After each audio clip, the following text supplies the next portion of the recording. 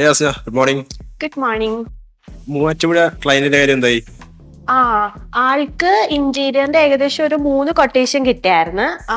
പക്ഷെ നമ്മളത് അനലൈസ് ചെയ്തപ്പോൾ അതിന്റെ സ്കോപ്പ് ഓഫ് വർക്കും മെറ്റീരിയൽസിന്റെ ബ്രാൻഡും ഒക്കെ ഒരുപാട് വ്യത്യാസമുണ്ട്. നമുക്ക് ഈ ഹോം ഓണർ പ്രൊഫഷണൽസുമായിട്ട് ഒരു മീറ്റിംഗ് അറേഞ്ച് ചെയ്യണം, എങ്കിൽ മാത്രമേ നമുക്ക് ആ കൊട്ടേഷൻസ് ഡിസ്കസ് ചെയ്യാൻ പറ്റത്തുള്ളൂ. സ്കോപ്പ് ഓഫ് വർക്കിൽ വ്യത്യാസമോ? അതൊന്ന് ക്ലിയർ ആക്കി തരൂ. ഓക്കെ, ഇവിടെ ഇരിക്കും, ഞാൻ പറഞ്ഞുതരാം അത് ക്ലിയർ ആയിട്ട്.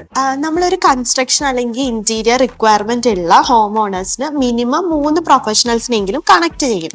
ആ പ്രൊഫഷണൽസ് അവരുടെ സൈറ്റ് വിസിറ്റ് ചെയ്ത് റിക്വയർമെന്റ് മനസ്സിലാക്കിയതിന് ശേഷം ഡീറ്റെയിൽഡ് ആയിട്ടൊരു കൊട്ടേഷൻ കൊടുക്കും.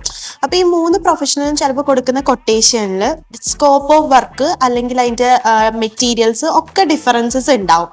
ഫോർ എക്സാമ്പിൾ, എൻ്റെ ഒരു ഹോം ഓണറിന് ഒരു പ്രൊഫഷണൽ കൊടുത്ത quote open kitchen with breakfast counter ആണ്. പക്ഷെ ബാക്കി 2 പ്രൊഫഷണൽസ് കൊടുത്തത് സിമ്പിൾ മോഡുലാർ കിച്ചൺ ആണ്. പക്ഷേ ഈ പ്രൊഫഷണൽസ് കിച്ചണിനെ പറ്റി ഡിസ്കസ് ചെയ്തിട്ടുണ്ടാവില്ല.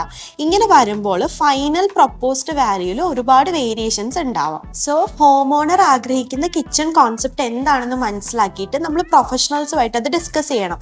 എന്നിട്ട് നമുക്കൊരു റിവൈസ്ഡ് കോട്ട് അവരുടെ കയ്യിൽ നിന്ന് എടുക്കാൻ പറ്റും. ഓ, ദാറ്റ്സ് ഇൻട്രസ്റ്റിംഗ്. തീർന്നോ? നോ, 2 ഹോം ഓണേഴ്സ് ഈ വീക്ക് പ്രൊഫഷണൽസിനെ ഫൈനലൈസ് ചെയ്യും. അപ്പോൾ അവരുടെ കോൺട്രാക്ട് ഒന്ന് ഡിസ്കസ് ചെയ്ത് കുറച്ച് പോയിന്റ്സ് നമുക്ക് റിവ്യൂ ചെയ്യാനായിട്ടുണ്ട്.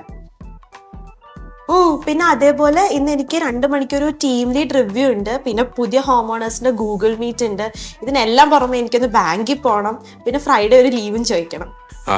ഫ്രൈഡേ ലീവാണോ? അതെ, പയ്യെ പറ, കൊളമാക്കല്ലേ, ഞാൻ ഇതുവരെ അവതരിപ്പിച്ചിട്ടില്ല. Okay, all the best for your day and your leave request.